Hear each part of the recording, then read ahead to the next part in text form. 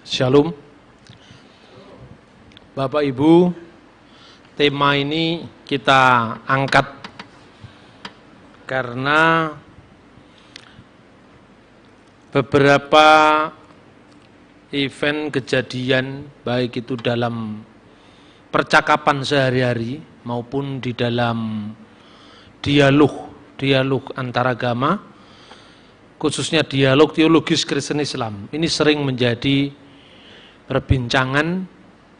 Bahkan satu pihak mengatakan dia yang paling murni tauhidnya atau keesaan Allah, dan menuduh yang lain tidak memahami keesaan Tuhan dengan benar. Ini tidak hanya menjadi masalah sebetulnya di lingkungan antar agama, dalam hal ini Kristen dan Islam, tetapi di kalangan Islam sendiri sebetulnya ini juga menjadi masalah. Saya menyebut ilmu kalam itu dalam konteks umum yang ada di Indonesia. Dari deskripsi yang bisa kita simak, beberapa tokoh Islam yang menamakan diri Ahlus Sunnah wal Jamaah. Ahlus Sunnah itu adalah pengikut sunnah, pengikut Rasulullah. Wal Jamaah artinya yang dianut banyak orang. Satu contoh saja, apabila seorang sholat kemudian menyentuh perempuan, itu membatalkan sholat. Nah, ini salah satu penafsiran dari kelompok Imam Syafi'i.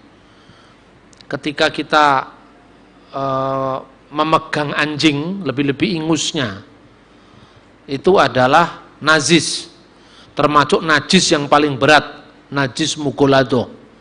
Maka menyentuh anjing itu membatalkan wudhu kita. Kemudian kita harus wudhu lagi, bahkan harus melakukan pembersihan yang lebih serius. Makanya di Indonesia jarang sekali, bukan hanya jarang, tidak pernah pesantren ngingu anjing, memelihara anjing itu tidak pernah. Tetapi perbedaan yang kontras kalau Anda lihat di Irak atau di Mesir, banyak tokoh-tokoh agama Islam itu memelihara anjing, bahkan di Saudi Arabia, karena mereka tidak menganut mazhab Syafi'i, tapi mazhab yang lain lagi, yang memperbolehkan anjing itu bukan najis gitu. Nah, ini mazhab hukum, Imam Malik, Imam Hanafi, Imam Hambali, Imam Syafi'i, ada 4. Tetapi dalam mazhab teologi, lah ini yang jarang muncul di permukaan. Mazhab teologi itu khususnya dulu muncul paham Mu'tazilah. Mu'tazilah itu dipimpin pertama kali oleh seorang yang bernama Wasil bin Atta. Dan Mu'tazilah itu muncul sebetulnya pertama kali lebih merupakan reaksi dari teolog-teolog Kristen sebetulnya. Ada satu buku yang cukup menarik dari kalangan Islam yang pernah diterbitkan, Sejarah Ilmu Kalam. Buku itu membahas tentang reaksi Wasil bin Atta terhadap pandangan Bapak Gereja Timur yang bernama Yohanes Damaskus. Nah, Yohanes Damaskus itu kira-kira gini, supaya kita bisa memahami. Tentu ini akan saya bagi dalam 2 season minimal. Season yang pertama sekarang belum bisa menuntaskan seluk-beluk kerumitan pemahaman ilmu kalam dikaitkan nanti dengan Trinitas. Jadi kira-kira pada awal dinasti Umayyah, setelah Nabi Muhammad, Abu Bakar, Umar, Utsman, Ali, kemudian pemerintahan negara Islam yang dulunya dipusatkan di Madinah dipindah ke Damaskus. Nah, pada awal-awal pemerintahan dinasti Umayyah itulah hidup seorang teolog yang sangat terkenal di dunia Kristen Timur khususnya, namanya adalah Yohanes Damaskus. Nah, Yohanes Damaskus itu sejak kakeknya dia mengabdi pada pemerintahan dinasti Umayyah, yaitu keluarga Mansur. Karena awal-awal pemerintah Islam itu membutuhkan administrator Kristen, intelektual Kristen, penerjemah Kristen.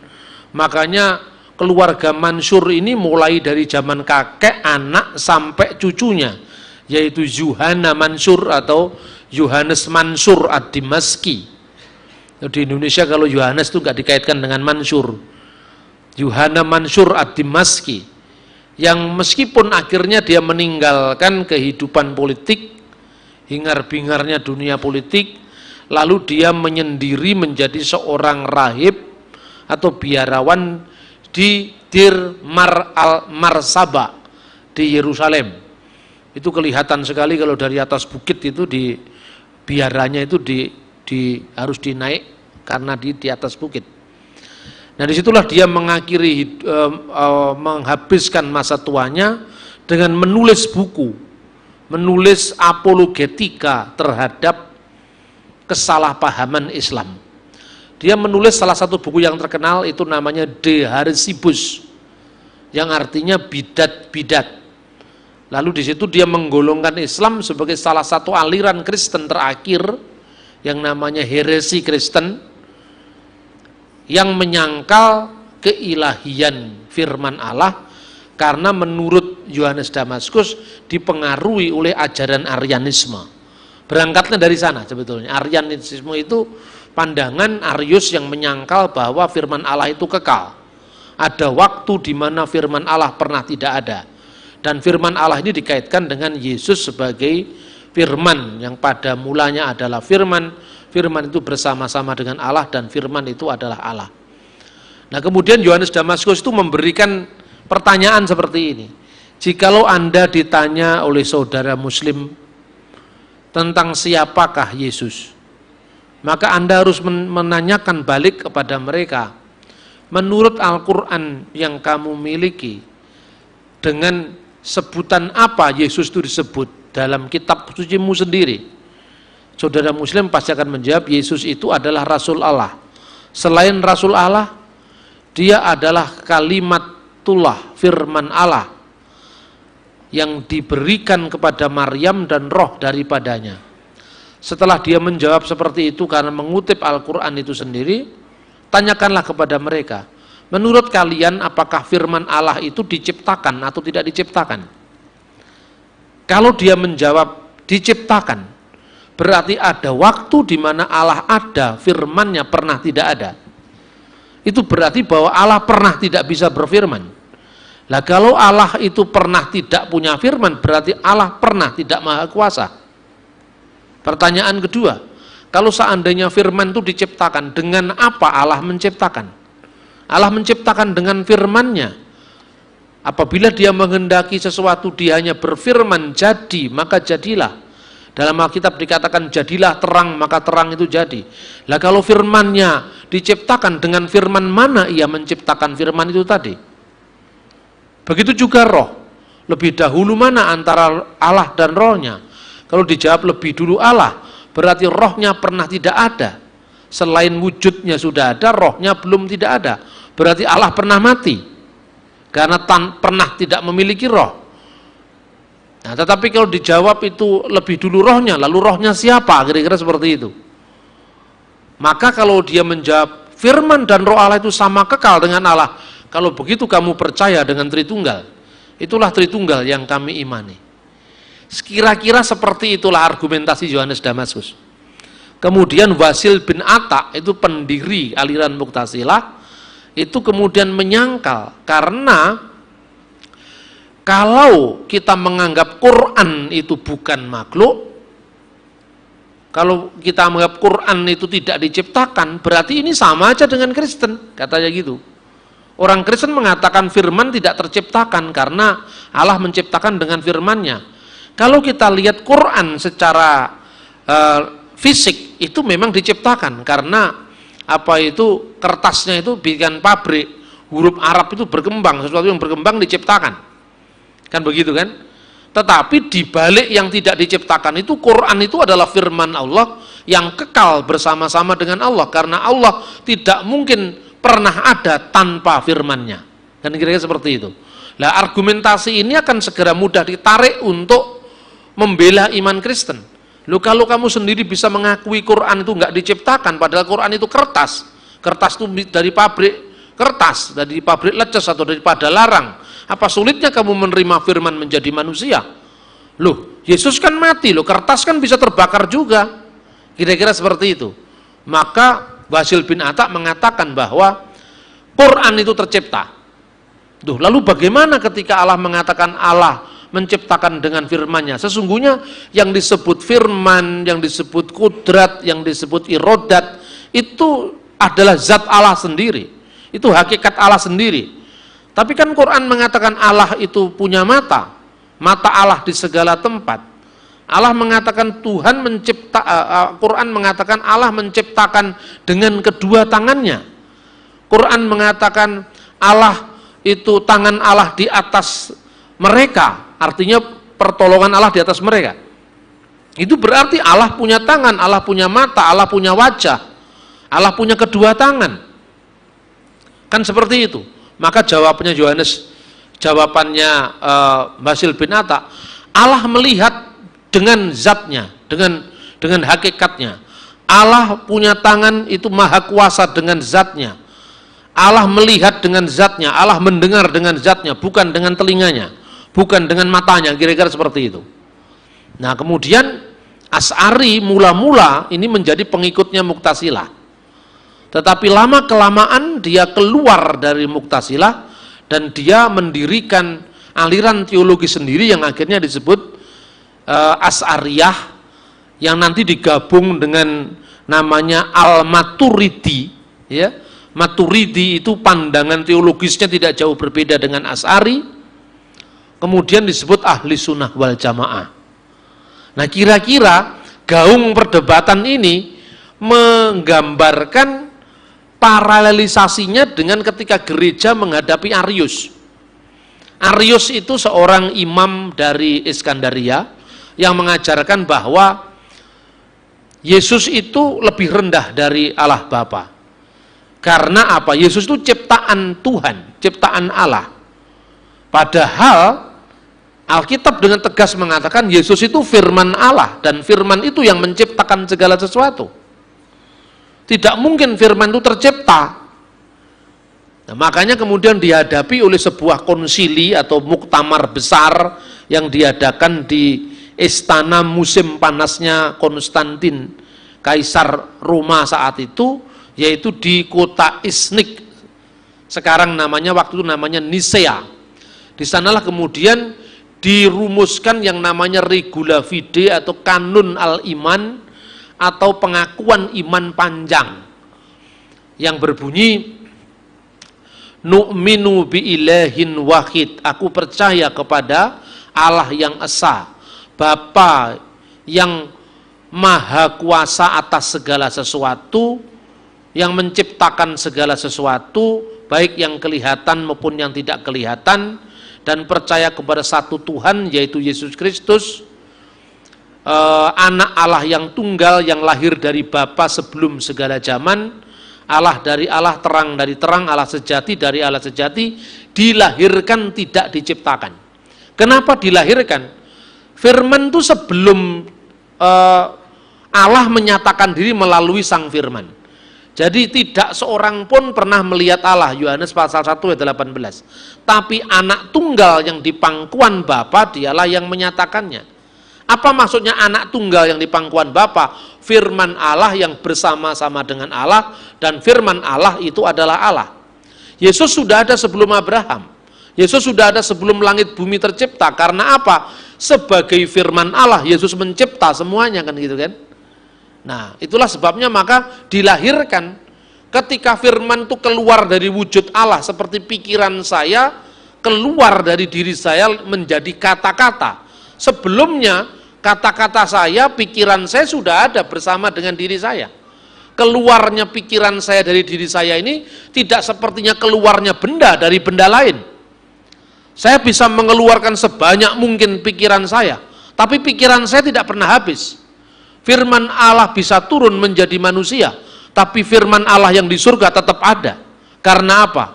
Firman Allah itu keluar dari Allah tanpa meninggalkan Allah.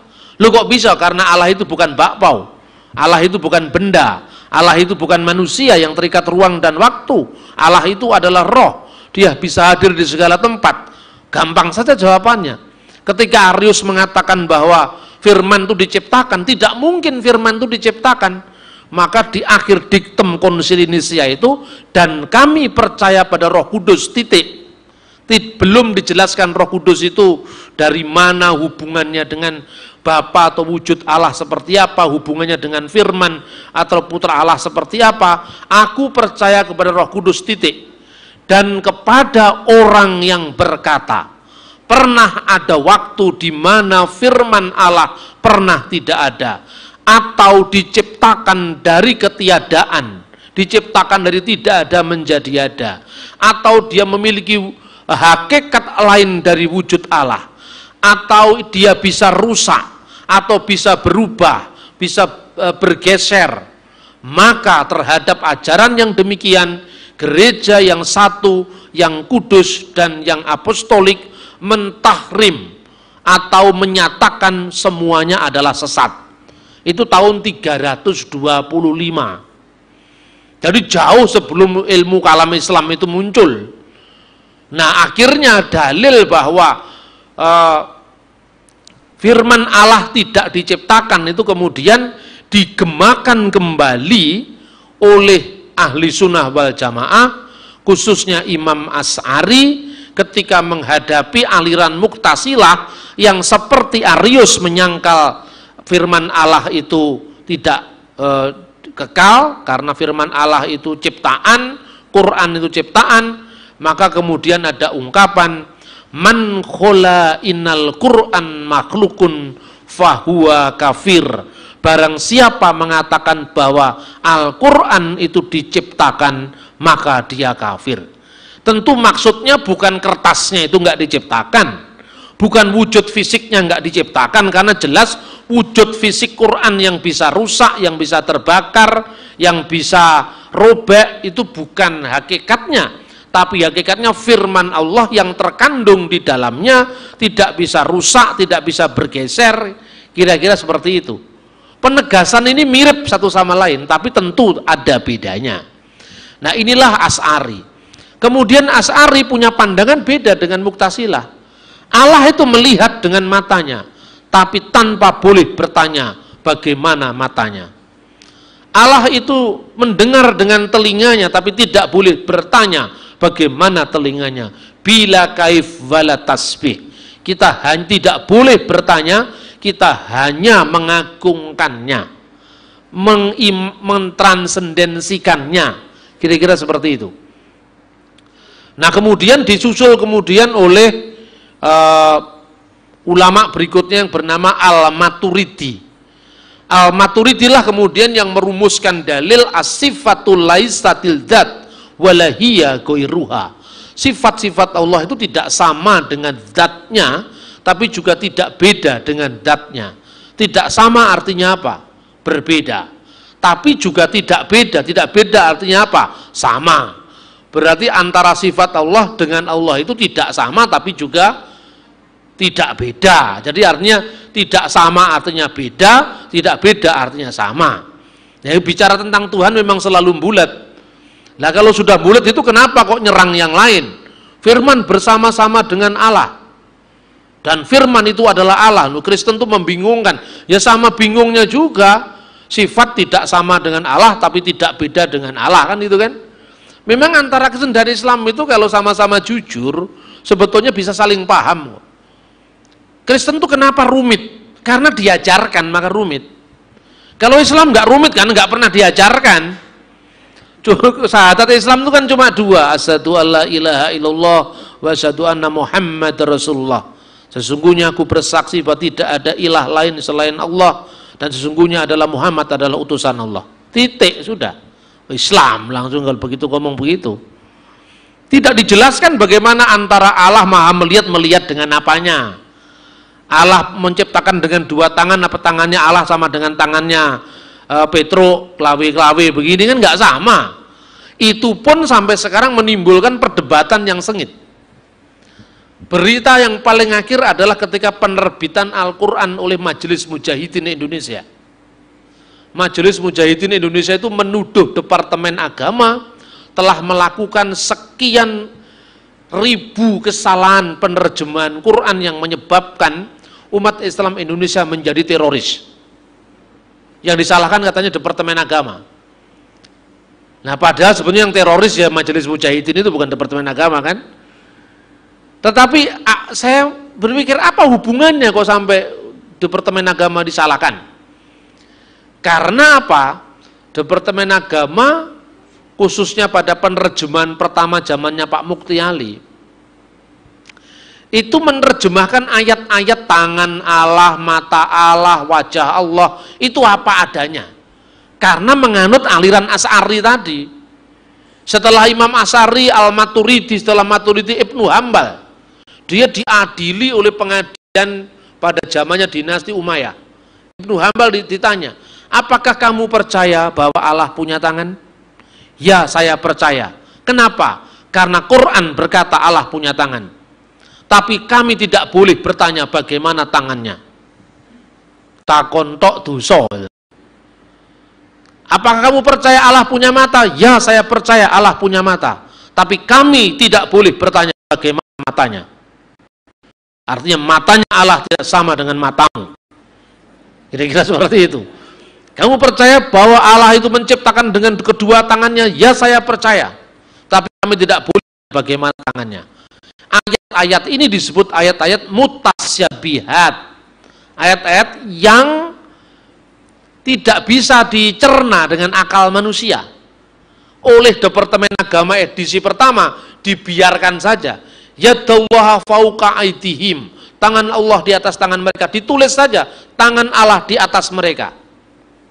Nah, begitu Al-Quran ini disponsori oleh Arab Saudi, sejak muncul edisi yang laks itu dibiayai oleh Arab Saudi, semua hasil penerjemahan para ulama Indonesia yang menerjemahkan tangan Allah, diterjemahkan dengan tangan apa adanya, dirubah oleh pemerintah Arab Saudi yang menjadi tim penerjemahan Quran yang terbaru.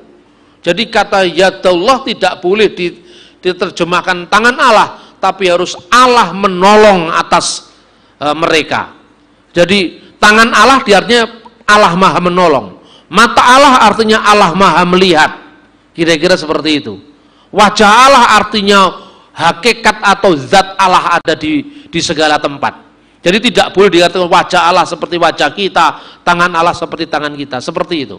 Majelis Mujahidin lebih ekstrim lagi dari pemerintah Arab Saudi, dikatakan bahwa ulama-ulama Indonesia itu sesat.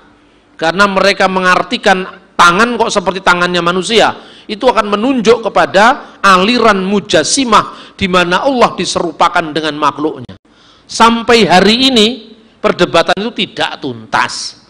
Jadi kalau Anda sempat silakan beli buku terjemahan Al-Quran versi Majelis Mujahidin Indonesia. Kalau nggak ada di toko buku, Anda bisa pesan langsung kepada pengurus pusatnya di Jakarta. Tapi tolong juga Anda pelajari Quran sebelum diterjemahkan ulang. Jadi Anda cari Quran terjemahan Saudi. Jadi artinya apa? Ini dalam Islam pun menjadi masalah yang rumit. Serumit Tritunggal juga gitu loh. Jadi kalau Tritunggal itu rumit karena diajarkan. Seumpama kita tidak mengajarkan ya tidak rumit lah. Pokoknya percaya bahwa tidak ada ilah lain kecuali Allah yang esa, sesuai dengan sabda Yesus, dengarkanlah wahai Israel, Tuhan Allah kita, Tuhan itu esa, dan kami percaya bahwa Yesus Kristus adalah juru selamat dunia, kan titik kan? Tidak sulit. Ketika Anda bergereja di Pantekosta, nggak terlalu sulit dengan bergereja di Protestan atau di Katolik. Karena pengakuan imannya kan sempit sekali. Aduh, percaya Yesus sebagai Tuhan, percaya, haleluya, tepuk tangan dengan pulang, selesai itu. Terus ditakoni kan bingung, apa hubungannya Tritunggal, Bapa, Putra dan Roh Kudus, ya kan? Tapi kalau di Protestan agak sulit sedikit karena ada pengakuan iman panjang. Dan kepada Yesus Kristus anaknya yang tunggal, Tuhan kita yang dikandung dari Roh Kudus. Kalau pengakuan iman rasuli nggak ada sulitnya, karena itu sederhana. Tapi kalau pengakuan iman panjang, anak Allah yang tunggal yang lahir dari Bapa sebelum segala abad, Allah dari Allah, terang dari terang, Allah sejati dari Allah sejati, dilahirkan tidak diciptakan, yang olehnya segala sesuatu diciptakan, yang demi kita manusia dan demi keselamatan kita telah turun dari surga, dilahirkan oleh dikandung oleh Roh Kudus, dilahirkan oleh anak darah Maria dan seterusnya, kan sulit. Dan percaya kepada Roh Kudus, wa birrohil kudus ar-robul muhyi, Tuhan yang menghidupkan, yang keluar dari Bapa. Sama gereja Katolik ditambahi dan Putra, lebih rumit lagi. Tritunggalnya rumit karena diajarkan. Kalau di Islam, asyhadu alla ilaha illallah wa asyhadu anna Muhammad Rasulullah, Islam kan nggak diajarkan. Di Pentakosta juga nggak diajarkan, makanya nggak terlalu rumit gitu loh. Makanya kadang-kadang kalau Anda tidak mau rumit, ya gereja Pentakosta sajalah. Tapi kalau nanti tiba-tiba Anda bingung kemudian mu'alaf, ya semploen dhewe lek mau mu'alaf. Artinya apa? Iman itu membutuhkan penjelasan. Kalau iman tidak membutuhkan penjelasan, maka kita tidak bisa mempertahankan apa yang kita yakini. Apa prestasinya kalau kita pokoknya aku iki, gitu. Dikatakan, wis pokoknya agama di sisi Allah yang terbaik itu adalah Islam. Kan biasanya kan teman-teman Muslim gitu. Terus tak takoni, kamu percaya agama paling baik itu Islam? Iya Pak. Lah kowe ora ro sing liyane kok luwih apik dhewe, kon ndiruh mulai paling apik. Ya toh? Nggak bisa yang begitu. Nah ini, saudara-saudara, saya mencoba untuk membuat bagan ini, ya. Ini cuma satu lembar, ini sebetulnya sudah mengandung perbandingan antara ilmu kalam Islam yang saya garis bawahi, khususnya adalah Asy'ari dan Al-Maturidi. Sebab yang lain pun juga mengaku Sunni, kan gitu kan. Tapi antara Sunninya Arab Saudi yang dukung Muhammadiyah dengan Sunninya NU berbeda. Bukan hanya kalau pas ke partai aja berbeda, teologinya juga berbeda, ya kan. Kalau politiknya Pak Akil mengatakan tidak perlu ada koalisi partai-partai Islam supaya merapat ke nasionalis. Tapi kalau Din Samsudin, partai Islam harus bersatu, kan gitu ya. Itu dinamika. Belum lagi kalau masalah teologi. Soal talqin mayit, tahlil boleh apa enggak? Muhammadiyah enggak boleh, NU itu bid'ah hasanah. Tidak semua bid'ah itu jelek. Kalau bid'ah hasanah itu baik. Katanya orang NU, semua yang menambah-nambahi di dalam sunnahku adalah dolalah, sesat, katanya gitu kan. Tapi katanya orang NU, dan zaman Nabi kan nggak ada radio, kenapa kamu mendengar radio? Apa itu bid'ah? Zaman Nabi nggak ada sinetron, kenapa kamu nonton sinetron? Itu bid'ah kan itu. Padahal kalau Muhammad kullu bid'atin dolalah, setiap yang menambah-nambahi dalam sunnahku adalah bid'ah. Kira-kira seperti itu. Nah, sekarang serumit itu saya bayangkan supaya Anda siap-siap untuk menerima kerumitan. Nah, karena apa? Lebih baik rumit di awal ketimbang kita tidak ngerti apa-apa, kan itu kan. Rumit, kalau saya kasih rumus Anda, kalau Anda pas membaca buku dan mumet, minum kopi sebentar. Setelah itu baca lagi. Nanti mumet lagi, minum kopi lagi, tapi jangan sampai 27 kali. Kalau sampai 27 kali, Anda insya Allah jadi Mbah Surip. Ya kan? Jadi minum kopi sewajarnya saja. Makanya saya dibawakan kopi sama Pak Yohanes. Kayak suka minum kopi, ya. Sekarang gini, perbandingan 20 sifat ini kan sebetulnya bukan Asy'ari yang merumuskan ini. Ini ulama-ulama kemudian, bukan hanya Asy'ari. Kalau Anda baca di kitab-kitab pesantren itu ada Aqidatul Awam misalnya. Akidah orang awam itu di sini ada. Terus kemudian tulisannya Imam Al-Ghazali Qawaidul Akhwid, itu 20 sifat ini ada, tapi tidak semuanya dari Asy'ari dan dari Al-Maturidi. Sistematikanya pun sebetulnya mirip sekali dengan sistematika filsafat skolastik sebetulnya ini. Nah, tetapi coba kita lihat tentang bagaimana eksistensi Tuhan. Bung Karno dalam bukunya, dalam pidatonya ketika dia beri gelar doktor honoris causa di Universitas Muhammadiyah, judulnya Tauhid adalah Jiwaku. Di tengah-tengah Bung Karno diberikan gelar ilmu tauhid adalah jiwaku. Bung Karno tidak banyak mengutip ayat Al-Quran, tapi yang banyak dikutip adalah Bhagavad Gita.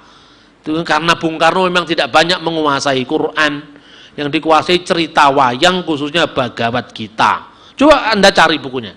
Kalau tidak sempat cari buku itu, nanti baca buku saya, Religi Bung Karno. Saya ingat pas saya tidak membawa. Bung Karno dengan tanpa tedeng aling-aling mengatakan, saya tidak bisa menerima kalau Tuhan hanya dibatasi dengan 20 sifat saja. 20 sifat dalam ilmu kalam. Jadi ada 20 sifat, 99 nama-nama yang indah. 99 itu bukan sifat, tetapi asmaul husna, nama-nama yang indah.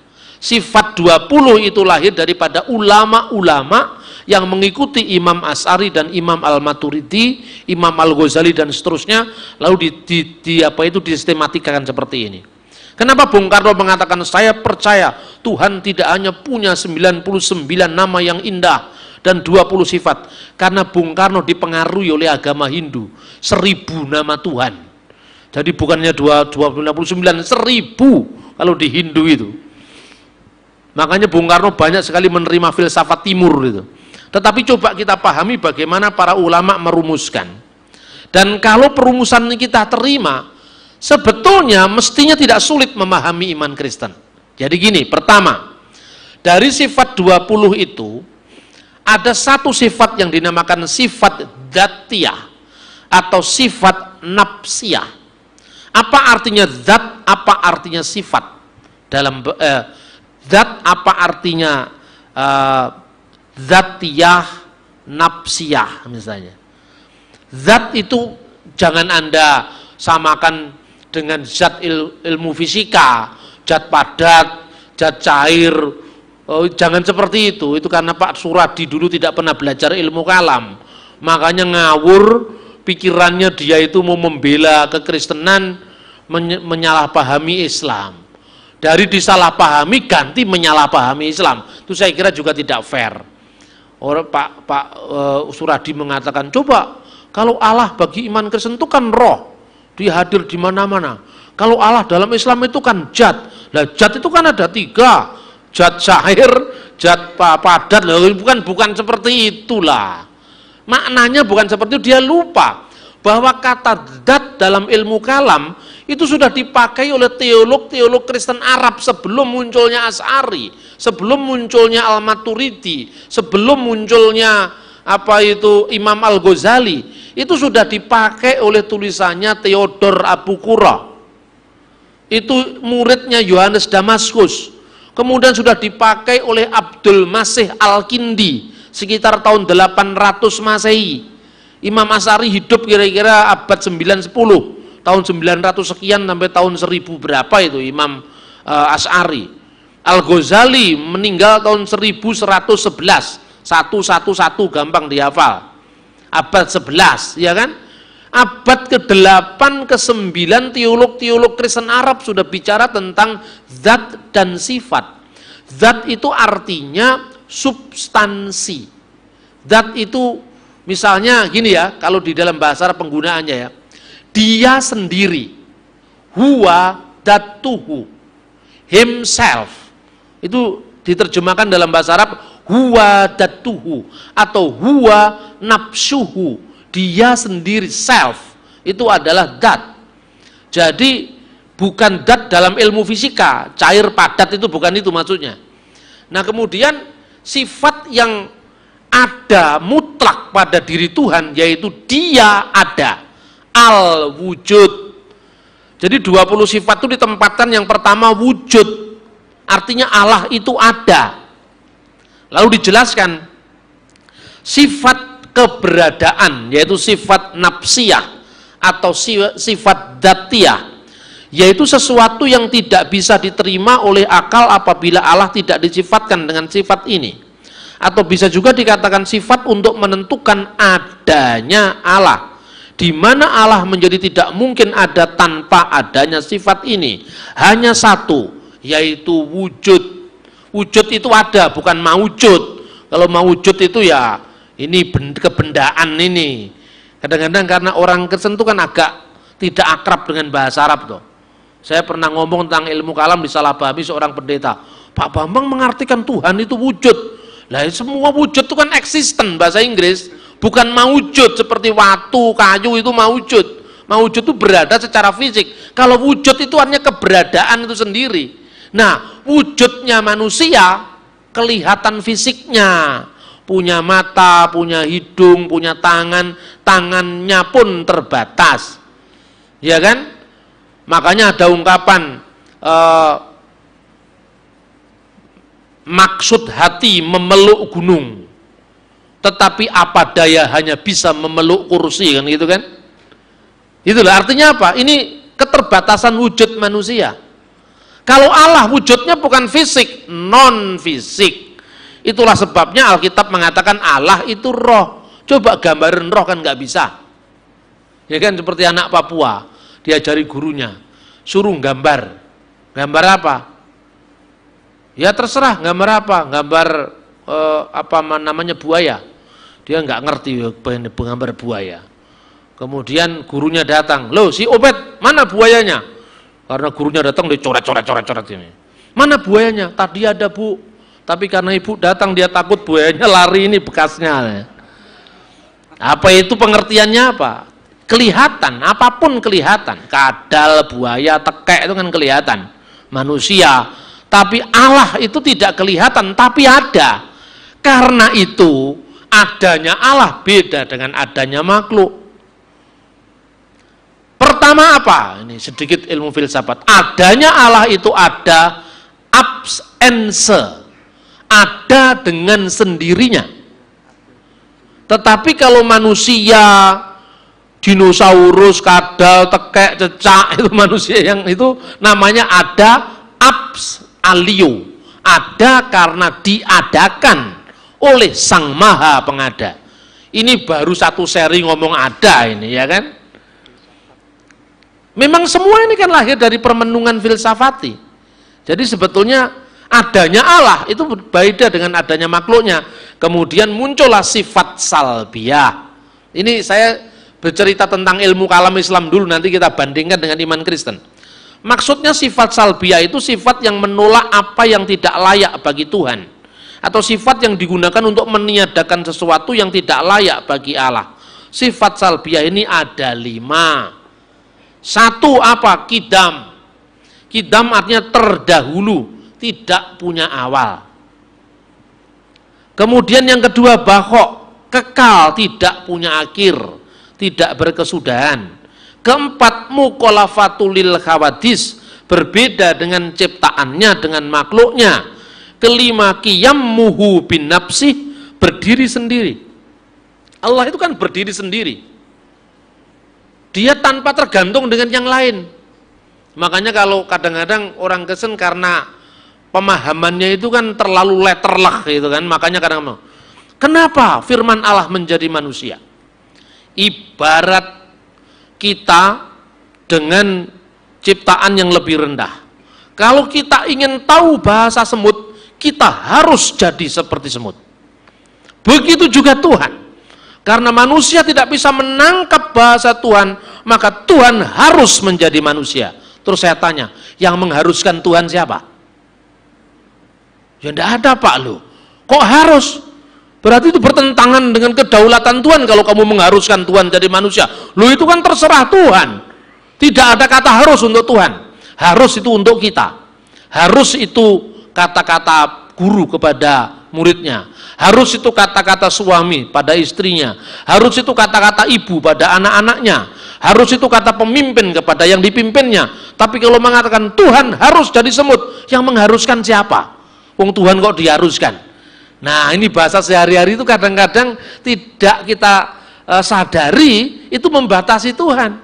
Jadi karena Tuhan sendiri punya inisiatif, firman-Nya menjadi manusia, itu karena kedaulatannya, bukan kita yang mengharuskan, kan gitu.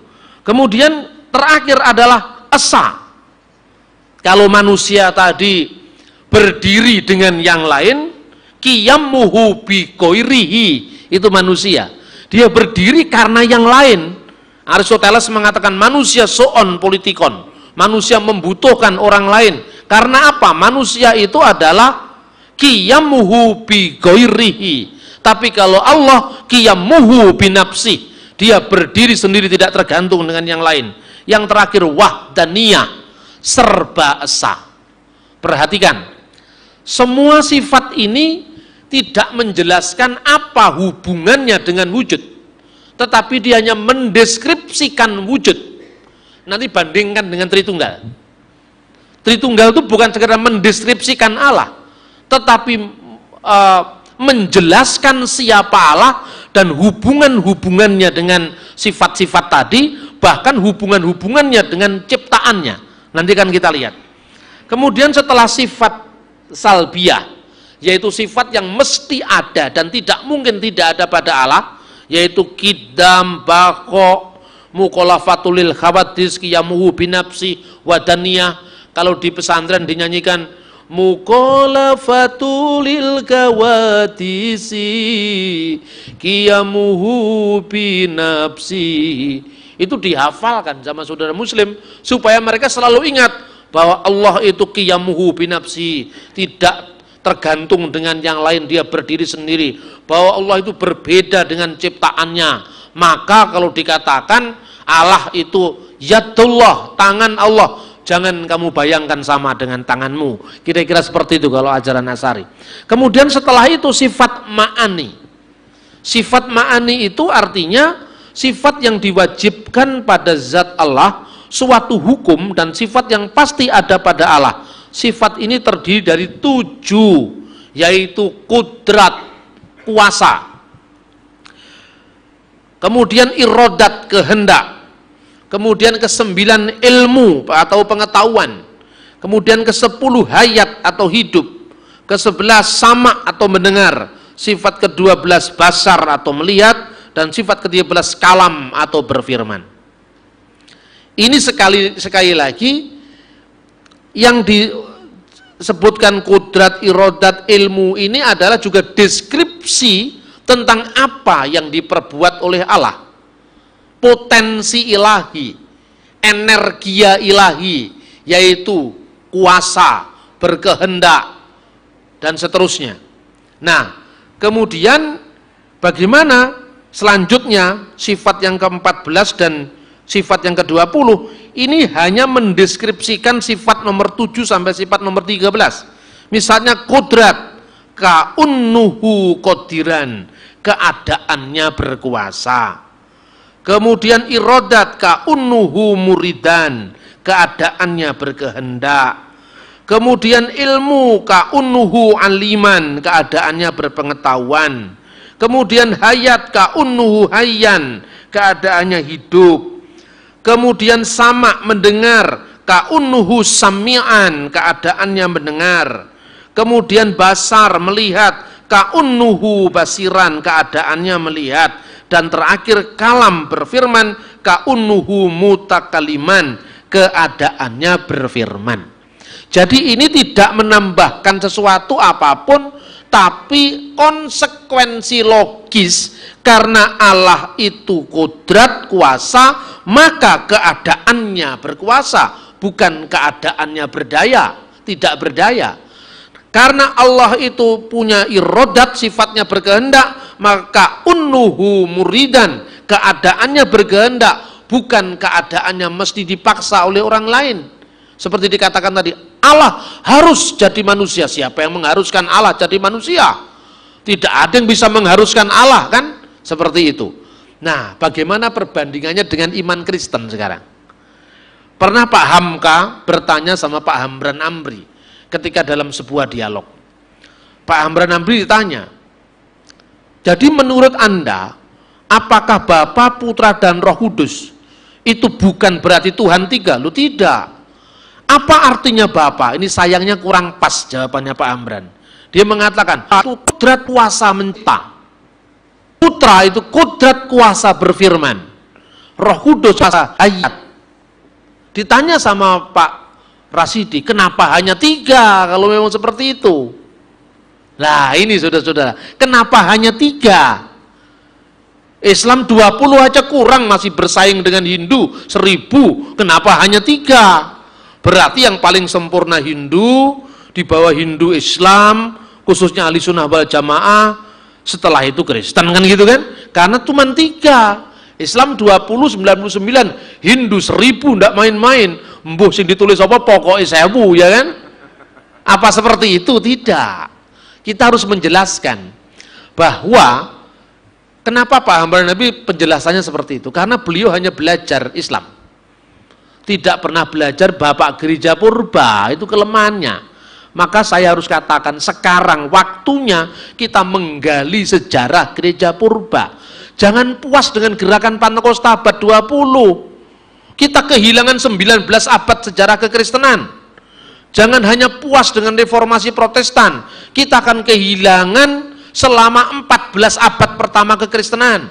Jangan puas hanya gereja ritus Latin. Kita akan kehilangan 10 abad 1000 tahun pertama kekristenan. Maka kita harus belajar kekristenan dari para rasul, murid-muridnya para rasul, murid dari muridnya para rasul, konsili-konsili sampai zaman sekarang. Kan lengkap saudara-saudara. Begitu menghadapi gerakan-gerakan yang aneh, jawabannya mudah sekali. Tidak perlu harus cari referensi ke sana kemari. Referensinya pun dari Google kadang-kadang tidak lengkap. Tapi kita sudah sok tahu, merasa yang paling hebat kan? Itu sering kali terjadi. Siapa yang melupakan sejarah, dia sakit ingatan. Kan gitu kan dalilnya, ingat. Siapa yang melupakan sejarah, sakit ingatan. Nah saudara-saudara, kata dat dan sifat dipakai oleh bapak-bapak gereja ketika ungkapan-ungkapan Yunani, ungkapan Latin, ungkapan Aramaik diarabkan. Satu contoh misalnya, kata that artinya self tadi, himself, huwa datuhu, kata that dalam pengertian kedirian yang paling pokok, yaitu hakikat. Segala sesuatu itu kan puncaknya paling dalam itu kan hakikat, ya kan? Hakikat Allah itu diambil dari bahasa Yunani ousia, bukan usia bahasa Indonesia, ousia. Mia ousia tres hipostasis, satu ousia, satu dat yang dideskripsikan dalam 3 hipostasis. Ini pertama kali dalam bahasa Yunani. Lalu Tertullianus abad ketiga, dia merumuskan dalam bahasa Latin una substantia, satu substansi yang dideskripsikan dalam 3 persona. Ini abad ketiga, abad keempat. Abad pertama sudah ada kata ousia, tapi maknanya belum terlalu metafisik. Kemudian kata Yunani dan kata Latin ousia itu adalah substance, kemudian persona, hipostasis itu person bahasa Inggris, personality, ya kan? Kemudian kata Aram gnoma itu menjadi bahasa Arab ukhnum, jamaknya akonim. Ini yang kemudian masuk jadi bahasa Indonesia oknum. Tapi kata oknum yang dipakai untuk Tritunggal itu sekarang sudah rusak. Siapa yang merusak? Sigmund Freud yang rusak ini. Jadi dulu kata oknum, gnoma, hipostasis, itu artinya adalah seperti metaphysical personality. Personality kepribadian secara metafisik. Apa metafisik? Meta di sebalik fisik yang kelihatan. Misalnya metafisik ya. Tuhan ada, manusia ada. Adanya manusia ini ada fisik. Adanya Tuhan ini metafisik. Kita manusia. Michael manusia, Madeporono. Gitu? Nah, enggak tahu kan? Dia enggak tahu kalau tak ini, nah ini kapan lagi bisa ini ya? Gitu? Enggak tahu kan? Kira-kira berlaku untuk Tuhan apa enggak ini? Tidak. Karena Tuhan itu tidak terikat oleh ruang dan waktu. Itulah person secara metafisik. Misalnya, kalau kita berdoa, Bapa kami yang ada di surga, alamatnya mana surga itu? Ayo sekarang, di mana alamatnya surga? Anda mesti ke atas begini, Bapa kami yang ada di surga. Ini posisi ibadah begini dalam bahasa Ibrani namanya yadah, mengadahkan tangan, ya kan? Apa ya Tuhan itu ada di sana? Tuhan ada di atas, Pak. Sebelum ditemukan pesawat terbang, orang membayangkan mungkin di balik awan ada Tuhan. Ya kan? Begitu sekarang kita naik pesawat, pesawatnya menerobos awan, loh kok awannya ada di bawah pesawat? Di mana Tuhan itu? Tinggi itu maksudnya bukan arah, tapi batas mata keterbatasan kita. Itulah yang disebut surga. Surga itu bukan di sana atau di sini. Kenapa kalau begitu Tuhan Yesus kok naik ke surga digambarkan naik ke atas? Ini secara usil ditanyakan oleh Maurits Bucaille. Tuhannya orang Kristen terikat dengan ruang. Karena apa? Ketika Yesus naik ke atas, ke surga digambarkan Yesus mumbul ke atas. Ya kan? Terus saya jawab, untuk menggambarkan pergi ke surga yang paling tepat apa? Coba adegan kalau arah, Anda batasi dengan arah atas, bawah, utara, selatan, timur, barat. Pertama saya katakan, maka berangkatlah Yesus ke surga menuju ke sebelah barat naik perahu. Apa seperti itu?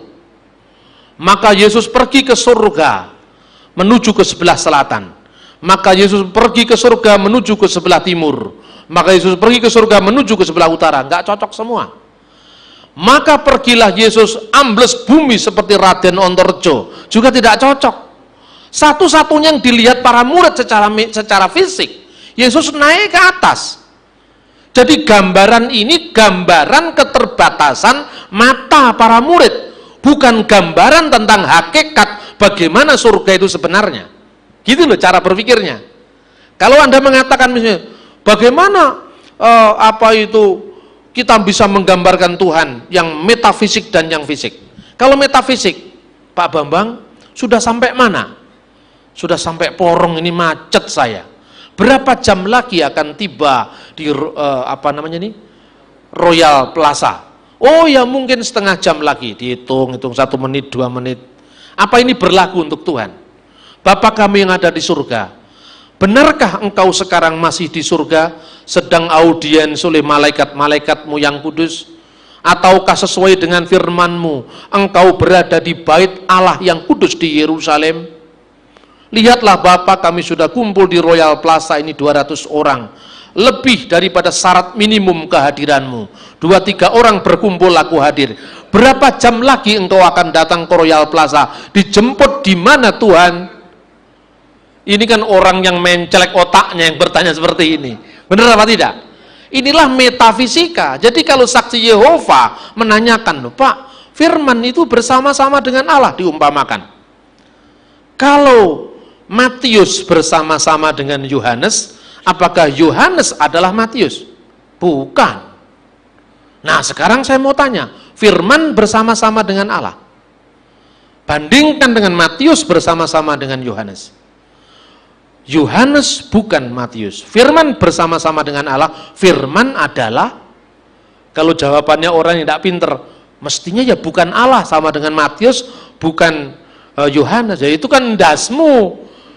Yohanes dengan Matius bersama-sama tidak mungkin. Yohanes adalah Matius karena apa? Ndasnya Matius, ndasnya Yohanes, ndasnya sampean. Itu kan terpisah satu sama lain. Lah kalau Tuhan, masa Tuhan, waktu kami berdoa, kiranya Allah menghadapkan wajahnya kepadamu. Maaf ya Tuhan, karena waktu itu engkau sedang menghadap ke Betani, maka GBI di sini tidak kebagian. Itu orang yang otaknya kurang waras, saudara-saudara. Bagaimana cara menggambarkan Tuhan?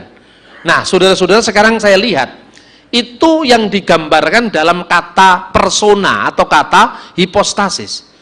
Kemudian hari nanti bulan depan saya jelaskan kata-kata dat, kata-kata sifat, kata-kata ausia, hipostasis, person, konoma, uknum, saya jelaskan supaya tidak mudah dikatakan Tuhanmu satu apa tiga?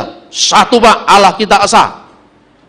Tetapi ada Bapa, Putra dan Roh Kudus. Bagaimana engkau menjawab itu? Ya Pak, memang satu Tuhan itu, tapi oknumnya ada 3. Oknum Allah Bapa, oknum Allah Anak, oknum Allah Roh Kudus. Terus yang mendengar ini sering saya ilustrasikan di khotbah-khotbah saya. Pada saat yang bersamaan dia membaca Jawa Pos. Roy Martin bersama 2 oknum pemuda ketangkap sabu-sabu. Oknumnya Roy Martin kan nggak sama dengan oknumnya Bapak. Karena apa? Sigmund Freud ketika menteorikan psikoanalisisnya itu, oknum itu adalah pusat kesadaran secara psikologis yang terpisah dengan pusat kesadaran yang lain. Maka ketika saya dituduh, Pak Bambang itu tidak percaya dengan Trinitas, sebetulnya saya itu ya pegel, saudara-saudara. Bisa ngel-ngel gitu, itu enggak terlalu jadi rujukan. Kan yang paling jadi rujukan itu kan pendeta-pendeta mimbar itu kan. Karena belajarnya gampang, modalnya enggak banyak. Alkitab dengan indeks. Kalau modal saya kan banyak, harus beli buku literatur sama yang enggak ada di Indonesia kan. Tapi ya itulah dunia. Memang karena 90% tidak mikir, yang mikir hanya 10%.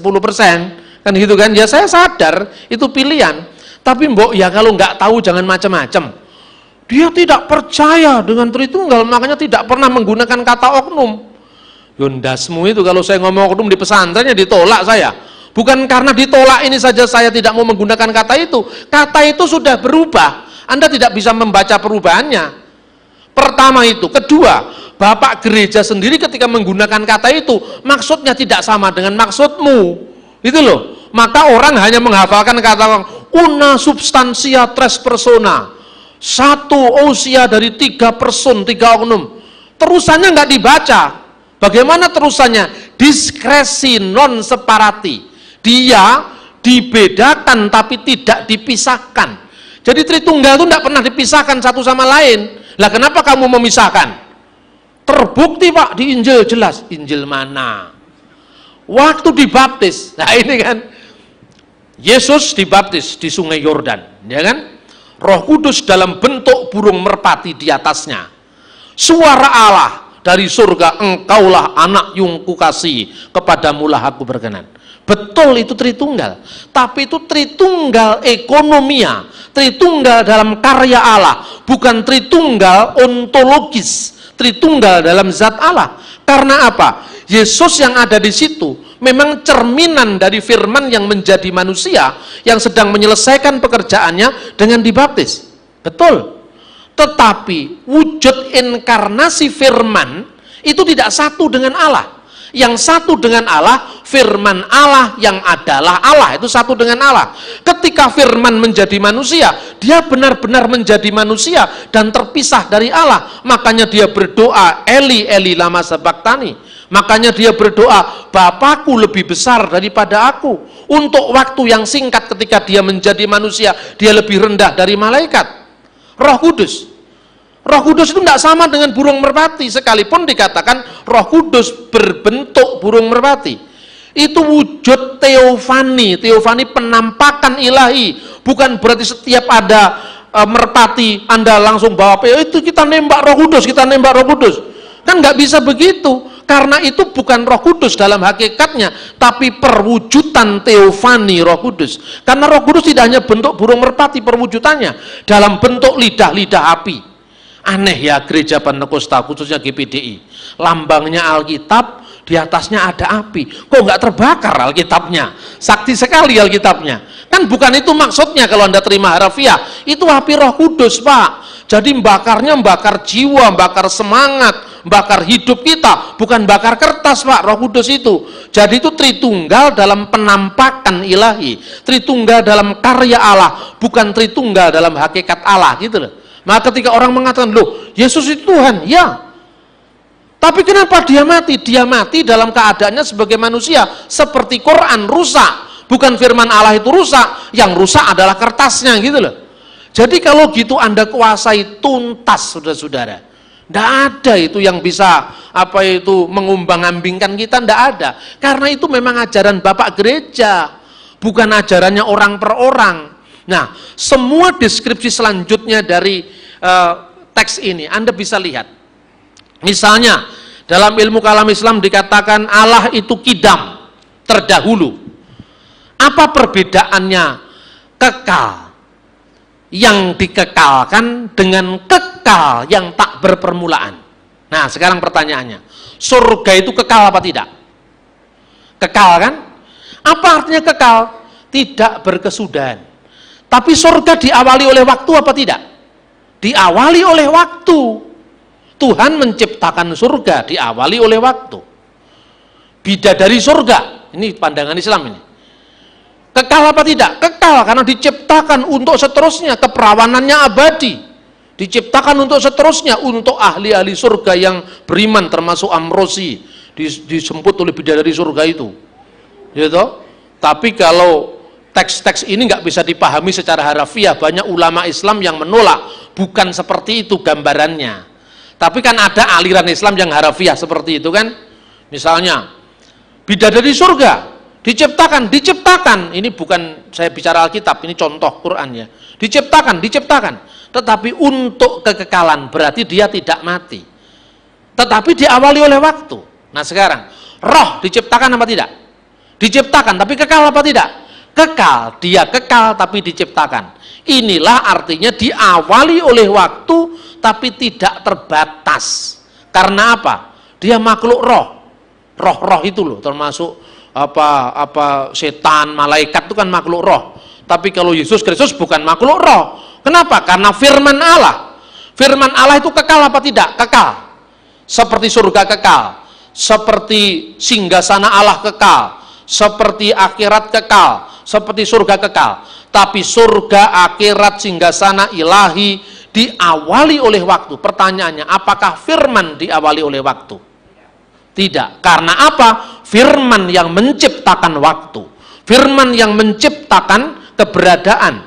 Maka wa yomer Elohim yehiur wa yehiur, jadilah terang. Allah berfirman, jadilah terang, maka terang itu jadi firman tidak mungkin diciptakan. Maka firman itu azali, tidak diawali oleh waktu, tidak diakhiri oleh waktu. Sifat ini hanya ada pada sifat Allah, diakalkan oleh Tuhan. Tetapi firman kekal itu sendiri. Karena apa? Dia tidak diawali oleh waktu.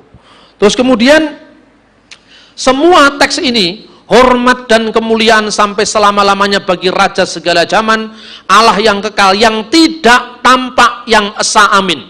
1 Timotius 1 ayat 17. Berarti seluruh pengakuan yang disebutkan dalam ilmu kalam Islam sama diakui oleh iman Kristen. Tuhan itu roh, Allah itu esa, kekal, tidak kelihatan.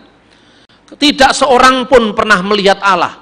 Loh, kok kita lihat Yesus, Pak? Yang dilihat itu wujud penjelmaan Sang Firman.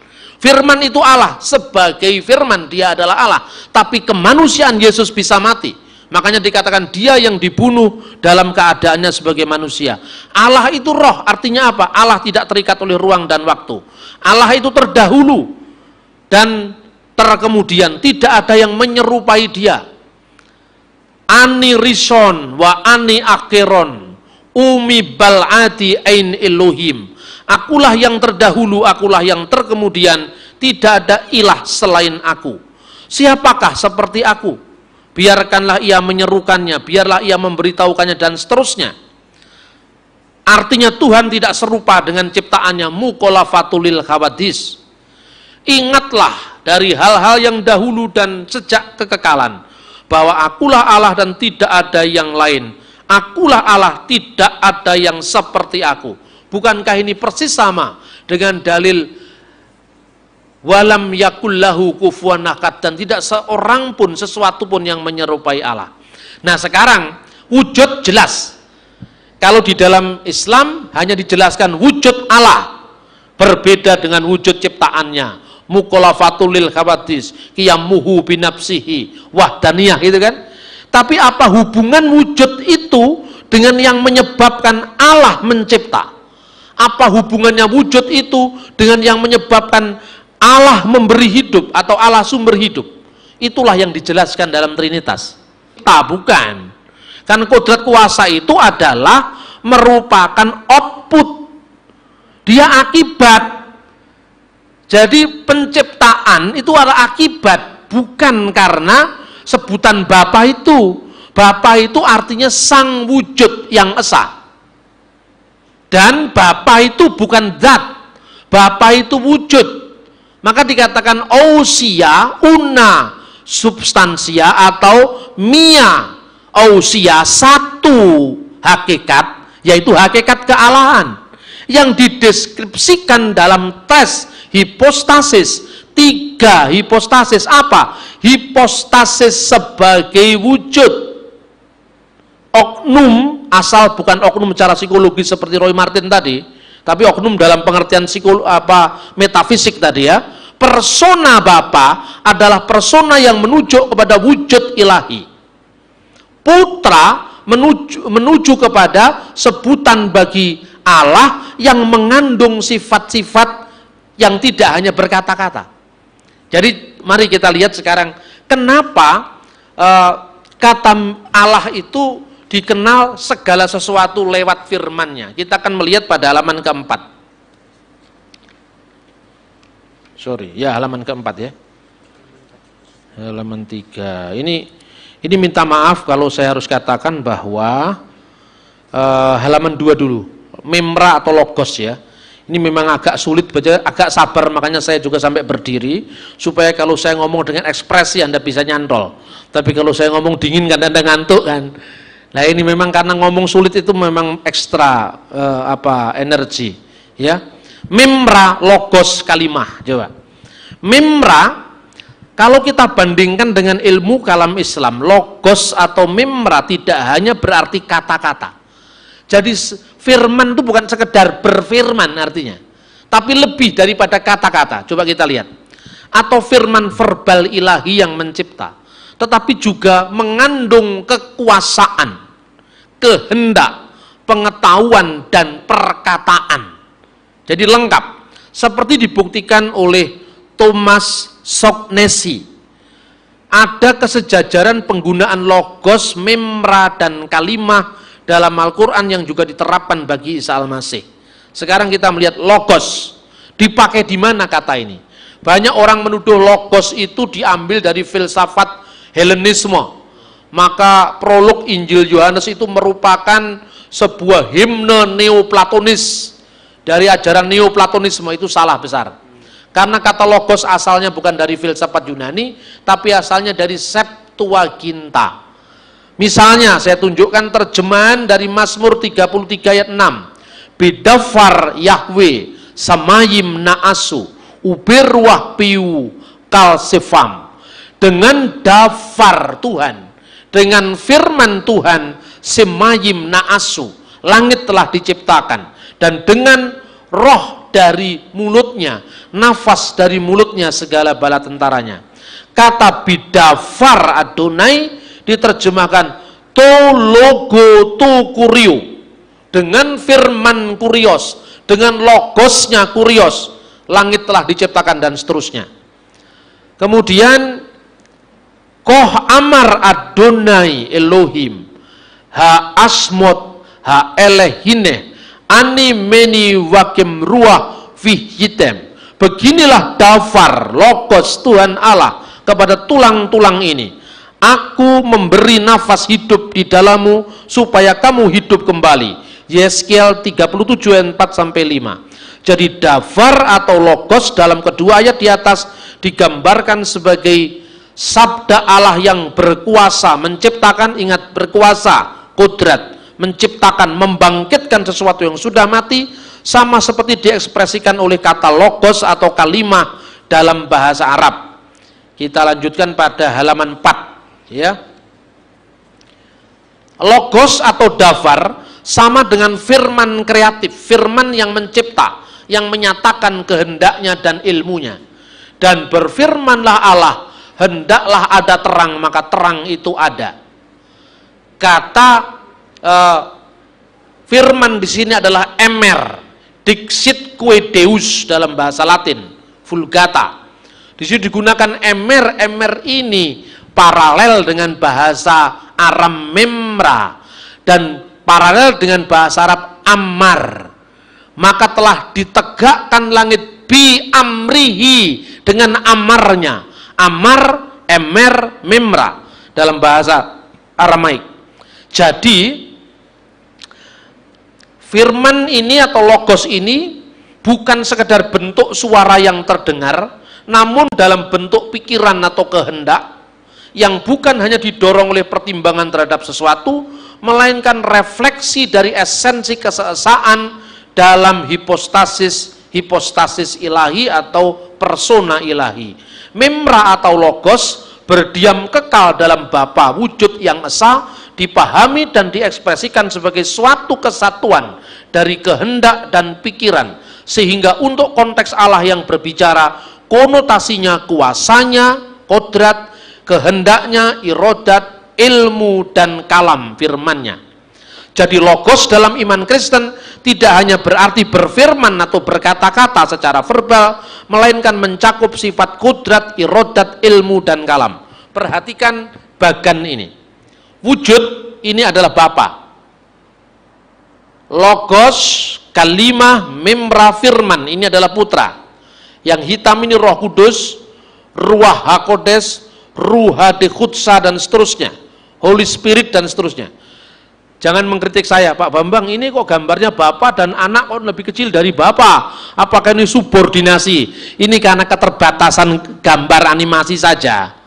Ini wujud, tetapi ini bukan soal kecil-kecilan jumlah. Kenapa Anda kok selalu mengatakan Bapak sama besar dengan putra, sama besar dengan Roh Kudus? Karena pikiranmu ada 3. Makanya ada perbandingan. Coba sekarang bayangkan Tuhan itu satu. Maka Anda tidak mungkin membandingkan firman-Nya dengan yang punya firman, rohnya, dan yang punya roh. Anda tidak akan bertanya kepada saya, Pak Bambang, terus terang saja Pak, lebih besar mana antara pikiran Anda dan roh Anda dan Anda? Wih, badukmu semelenget takon itu. Karena pikiranmu saya menggayangkan saya 3. Tuhan itu satu, tidak usah dibandingkan. Itu bukunya Wesley Brill, Dasar yang Teguh, itu buku yang tidak salah tapi boros itu. Boros karena apa? Bapa satu bab, putra satu bab, Roh Kudus satu bab. Karena akibat orang barat berpikir secara analitis, secara ilmu, fisika dan matematika. Maka Anda membayangkan Tuhan dengan bedanya Bapa dan Roh Kudus. Jeruk keprok, jeruk nipis, jeruk bali. Lalu Tuhan kok padak nih karo jeruk, Mas? Ya enggak bisa. Metafisika, sekali lagi metafisika. Jangan membayangkan Tuhan dengan bakpao, tapi bandingkan kepintaran membuat bakpao. Karena kepintaran ilmu itu kan nggak bisa dijumlah. Saya punya ilmu bakpao, saya ajarkan pada 100 orang. Dulunya nggak pinter bikin bakpao, sekarang 100 orang setelah saya ajar pinter bikin bakpao. Apakah ilmu bakpao saya berkurang 100? Tidak. Kenapa? Karena ilmunya bakpao nggak bisa dijumlah. Ilmu fisika, teologi, semua ilmu, kecerdasan, kerinduan, cinta kasih, keadilan nggak bisa ditakar dengan timbangan. Tetapi kalau 2-3 bakpao diambil 1 bakpao, tinggal 2 bakpao. Makanya Anda ditanya, ketika putra meninggal di dunia selama 3 hari dalam kuburan di surga tinggal berapa? Itu kan? Karena Anda membayangkan 3, kacau sendiri. Jangan dijawab, itu orang yang tidak diselamatkan. Kita orang yang ditentukan untuk selamat. Makanya syukuri keselamatanmu, jangan mendengarkan ke kanan dan ke kiri, tutuplah telingamu. Apa ya seperti itu iman Kristen itu? Rasanya kok nggak kayak gitu iman Kristen itu. Tapi ujilah, ya kan? Nah kemudian dalam logos ini, dalam firman ini, dalam sabda ini, mengandung apa saja? Dalam logos kalimatullah atau memra, dalam ajaran Trinitas sudah mengandung sifat kudrat, irodat, ilmu, kalam. Ini semua sifat dari memra. Memra itu putusan ilahi, memra itu kuasa ilahi, memra itu adalah kehendak ilahi, memra itu adalah ilmu ilahi, memra itu adalah Allah yang berkata-kata dengan firman-Nya. Jadi pengertian logos pada mulanya adalah firman. Itu bukan sekedar kata-kata, tetapi lebih daripada itu. Sabdo Pandito Ratu, ini contohnya Jawa aja sekarang. Sabdo Pandito Ratu, raja berkuasa menitahkan. Artinya dia berkuasa karena titahnya dipahami. Seorang raja mengatakan, hai kamu berangkat perang, semua maju perang, karena dalam dirinya ada kuasa. Ketika dia mengatakan majulah perang, dia ada kehendak, kehendak untuk menyuruh orang-orangnya untuk maju perang, ya kan? Apa dia hanya kurang pertimbangan menyuruh perang? Dia ada pertimbangan karena dia panglima perang, disuruh perang. Terus kemudian ketika mewujudkan kehendaknya, mewujudkan kodratnya, mewujudkan ilmunya, dia berkata-kata, hai panglima, majulah ke medan laga. Jadi di dalam diri Tuhan yang disebut sabda, itu tidak hanya kata-kata semata, tapi ada kodrat, irodat, ilmu, ada semua di sana. Kemudian di dalam Roh Kudus. Sekarang Di sini kan kalau dalam ilmu kalam Islam, hayat, Allah itu maha hidup. Sama, Allah itu maha mendengar. Basar, Allah itu maha melihat. Ini kalau ilmu Jawa, hanya A, I, U. Tahu artinya A, I, U? Aku iki urip. Nah ini dulu saya pernah diajar sama mbah saya, Mbah Sugeng, itu bukan mbah saya asli. Dulu saya tuh pernah tidak mau sholat lama sekali, setahun saya berguru sama orang ahli kebatinan namanya Mbah Sugeng. Saya tanya, Mbah, Gusti Allah itu maha hidup hayat, Gusti Allah itu maha melihat, maha mendengar, sama basar. Terus katanya Mbah Sugeng, kuwi bungono kuwi bocah cilik ya ngerti le katanya. Kowe urip? Nggih Mbah, saya hidup. Kowe urip mergane kowe duwe apa? Punya roh. Lah iya. Kalau kamu sudah mengatakan roh itu termasuk kowe iki iso ndelok. Kamu punya roh itu menyebabkan kamu mendengar. Kamu punya roh menyebabkan seluruh kehidupan memancar dari roh. Jadi nggak usah diteorikan maha hidup. Roh itu kan urip. Aku iki urip.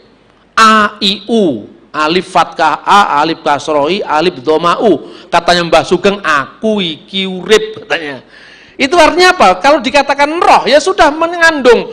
Dia melihat, dia mendengar, sudah mengandung itu. Dia hidup. Orang kan hidup dari rohnya. Dengan cukup mengatakan roh manusia, berarti roh manusia itu bisa mendengar. Roh manusia bisa melihat otomatis. Roh manusia itu hidup. Begitu juga di dalam Roh Kudus itu sudah mengandung sifat hayat, sifat sama, sifat basar. Selesai kan? Jadi bukan Bapa itu kodrat kuasa mencipta, Putra kodrat kuasa berfirman. Masa hanya berfirman?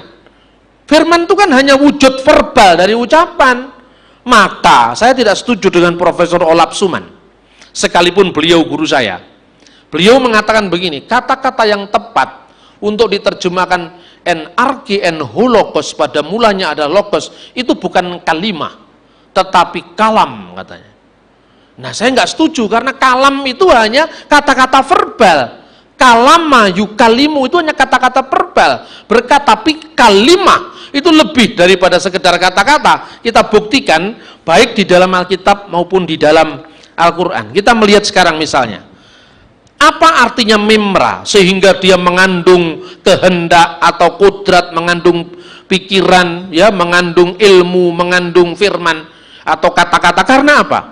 Alkitab mengatakan sejauh Allah menyatakan diri yang tidak kelihatan menjadi kelihatan, dia selalu menggunakan kata mimra di dalam targum. Jadi satu contoh misalnya, Kejadian pasal 3 ayat 8. Ketika mereka mendengar bunyi langkah Tuhan Allah, wa yismau et kol Yahweh Elohim, yang berjalan-jalan pada taman itu pada hari sejuk. Bagaimana Tuhan yang roh kok berjalan-jalan pada hari sejuk? Ini kan problemnya mirip sekali dengan yadallah fauqa aidihim. Kemudian diterjemahkan kekuasaan Allah maha menolong mereka. Tuhan yang adalah roh, tidak kelihatan, tidak seorang pun bisa melihat Allah, kok digambarkan berjalan-jalan pada hari sejuk.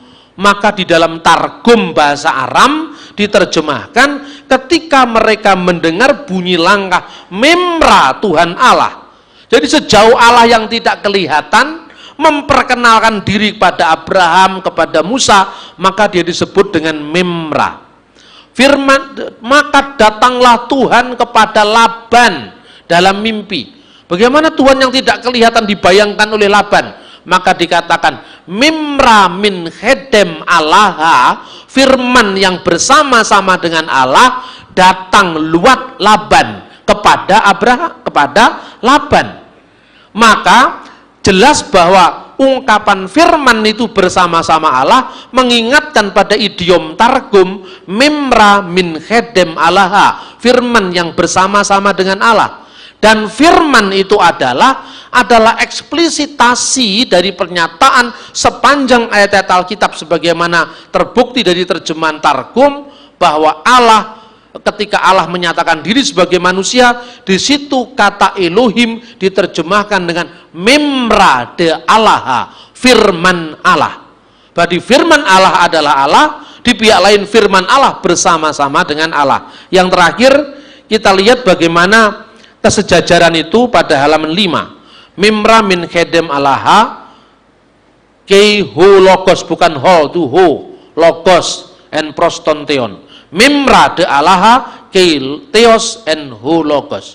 Jadi jelas bahwa Yohanes 1 ayat 1 bukan himne kafir neoplatonis, tapi asalnya dari Targum. Nah sekarang kita lihat kesejajaran konsep mimra dan kalimah.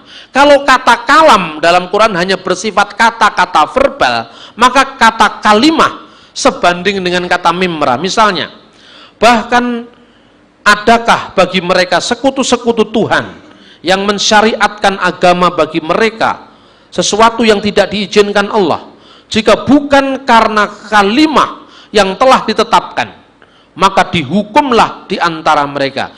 Jika bukan karena kalimah, di sini diterjemahkan kadang-kadang ketetapan, perintah, ketentuan. Berarti kata kalimah tidak hanya berarti kata-kata verbal, tapi ketentuan itu mengandung kekuasaan Tuhan.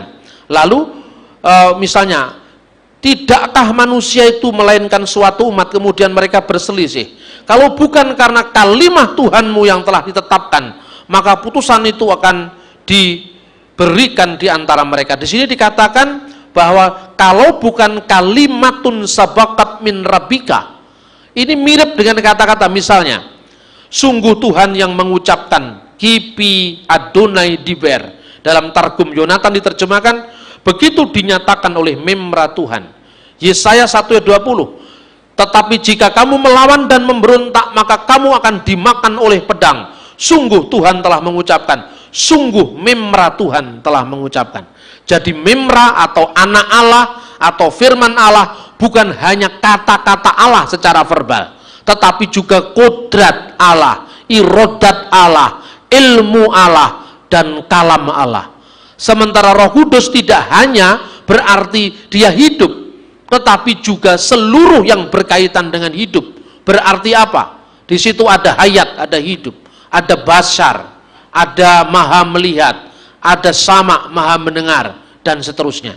Karena tidak terbatas hanya 20. Begitu juga apabila kita memahami dalam konteks yang seperti ini, maka kita akan lebih jelas memahami perbandingan iman Kristen dengan ilmu kalam Islam untuk saling bisa memahami. Sekali lagi, fil badi'il kanal kalimah wal kalimatu kana indallah wa kana kalimatullah adalah terjemahan yang paling tepat dari kata logos, kalimah, bukan kalam seperti yang diusulkan oleh Profesor Olaf Suman. Saya kira itu yang saya sampaikan. Terima kasih.